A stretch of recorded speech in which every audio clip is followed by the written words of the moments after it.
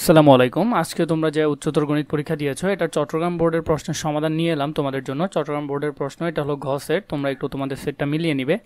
এখান থেকে তোমরা তোমাদের আনসারটি চাইলে সুন্দর করে দেখে নিতে পারো, তাও আমি তোমাদেরকে প্রতিটি বলে দিচ্ছি। তাও এখানে কয়েকটা প্রশ্নের উত্তরে একটু ঝামেলা আছে। তোমরা সুন্দর করে তোমরা যেটা দেখাইছো টেনশন করার কোনো প্রয়োজন নেই, আমি তোমাদেরকে সবগুলোর আনসারই ঠিকভাবে দিয়ে দিচ্ছি। একের দেখো, একের উত্তর হবে ক। এরপরে দেখো দুইয়ের উত্তর গ হওয়ার সম্ভাবনা অনেক বেশি, এবং এখানে ওরা ঘ দিয়েছে, ঘটাও হতে পারে। যারা দুটোটাই যারা যে কোনো একটা দাগাইছে ওরা টেনশন ফ্রি থাকতে পারে একটু। এরপর দেখো 3 নম্বরে 3-এর ক হবে। চারের উত্তর খ হওয়ার সম্ভাবনা সবচেয়ে বেশি।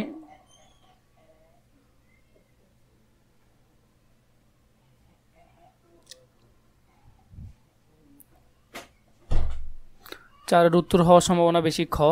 এরপরে দেখো পাঁচের উত্তর হবে খ। এরপরে হলো ছয়ের উত্তর হবে 2।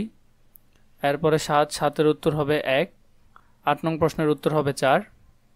9 নং প্রশ্নের উত্তর হবে 3। 10 নং প্রশ্নের উত্তর হবে 4। 11 নং প্রশ্নের উত্তর হওয়ার সম্ভাবনা হলো 1। 12 নম্বর প্রশ্নের উত্তর হবে 2। 13 নম্বর প্রশ্নের উত্তর হলো 1। 14 নম্বর প্রশ্নের উত্তর হলো 2। 15 নং প্রশ্নের উত্তর হলো 4। 16 নং প্রশ্নের উত্তর হলো 3। 17 নং প্রশ্নের উত্তর হলো 4।